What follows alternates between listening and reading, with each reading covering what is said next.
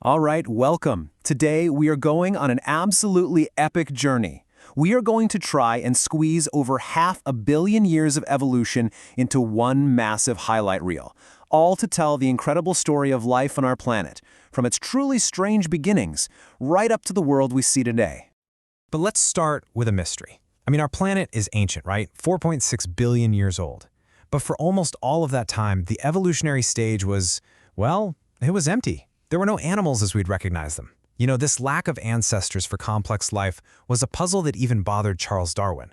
So what on earth was happening during those first 4 billion years? Just look at this timeline. See that huge chunk? The part that takes up almost the entire bar? That's the Precambrian eon. For billions and billions of years, life existed, sure, but it was almost all microbial.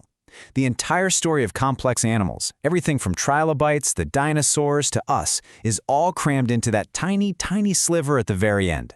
That's the Cenozoic eon, the era of visible life. So yeah, before that big explosion of animal life, there was this long, quiet prologue. This was the Precambrian.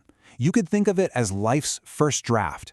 It was the era that set the stage for literally everything that was about to come. Okay, so toward the very end of this super long, quiet period, something amazing happened. After a massive global ice age, they call it Snowball Earth, finally melted, something remarkable appeared in the oceans. These are the Ediacaran Biota, the very first large, complex, multi-celled creatures we know of. This was life's first real experiment in going big. And when I say experiment, I really mean it. These things were just bizarre. Try to imagine a shallow seafloor, but instead of coral and fish, it's covered with these flat, quilted, stationary life forms. They had no mouths, no stomachs, no organs to speak of. They just sat there, soaking up nutrients right from the seawater. People call it the Ediacaran garden, a peaceful, completely alien world that, in the end, well, it was a dead end. And then, that garden was basically paved over. As those strange Ediacaran creatures vanished, the curtain rose on life's Big Bang, the early Paleozoic era. This is the famous Cambrian explosion. All of a sudden, the fossil record just bursts with complexity. It's like evolution slammed its foot on the accelerator. Thanks to things like rising oxygen levels and the brand new invention of hunting, the ancestors of pretty much every major animal group we see today popped up in the oceans in what was, geologically speaking, an instant. And of course, this new world had its first superstars. You had the trilobites, these armored, super adaptable crawlers that just took over the seafloor. And then you had Anomalocaris, the first great apex predator. This thing was a swimming terror with grasping claws and a circular mouth, and it was hunting those trilobites. The first true evolutionary arms race had officially begun. So after the Cambrian, life just kept on diversifying. The next chapter, the Ordovician period, gave us the first real coral reefs, but it was also the age of sea monsters. The oceans were dominated by these giant straight-shelled cephalopods, some of which could grow up to 9 meters long. They were the undisputed tyrants of the sea. Now, for hundreds of millions of years, the continents had just been barren rock, but life was about to conquer a whole new frontier. This next act in our story is all about the great invasion of the land. And this didn't happen overnight. It wasn't one giant leap. It was a series of small, crucial steps. It all started with lobe-finned fish, whose fins were supported by sturdy bones, the precursors to legs. Then we find a perfect transitional fossil, like Tiktaalik, basically a fish that could use those strong fins to do push-ups in the shallows. From there, it was just a short evolutionary hop to the first true amphibians, breathing air on land. And once life got onto land, it went wild. The Carboniferous period was this hothouse world of immense swamp forests. All those plants pumped so much oxygen into the air, way higher than today, that it allowed insects to get enormous. I'm talking dragonflies with the wingspan of an eagle and centipedes as long as a small car. It was a truly, truly alien landscape.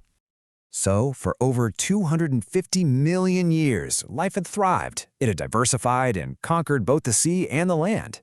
But this entire, incredible era, this first great chapter of animal evolution, was about to come to a horrifyingly abrupt end. This number is just staggering.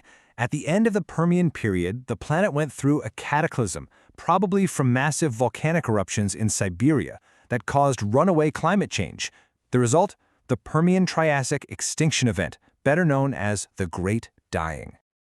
The scale of this is almost impossible to imagine.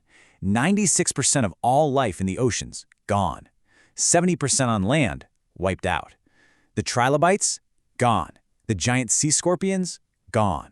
It was the closest life on Earth has ever come to being completely snuffed out, and it totally reset the course of evolution. But life is nothing if not resilient. And from the ashes of that great extinction, as the world slowly healed, a new group of reptiles that had survived in the background rose up and seized the empty planet. This was the dawn of the dinosaur dynasty. The Jurassic period really is the golden age of the giants. The climate was warm and stable, vegetation was lush, and the sauropod dinosaurs grew to absolutely unbelievable sizes. You had animals like Diplodocus, stretching out longer than 2 school buses, and the towering Brachiosaurus. And of course, hunting them were formidable predators like Allosaurus.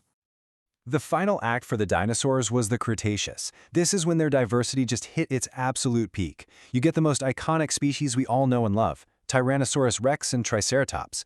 And something huge happened to the planet itself. The first flowering plants appeared, changing landscapes forever. But this vibrant world was living on borrowed time, completely unaware of the 10-kilometer-wide asteroid hurtling its way.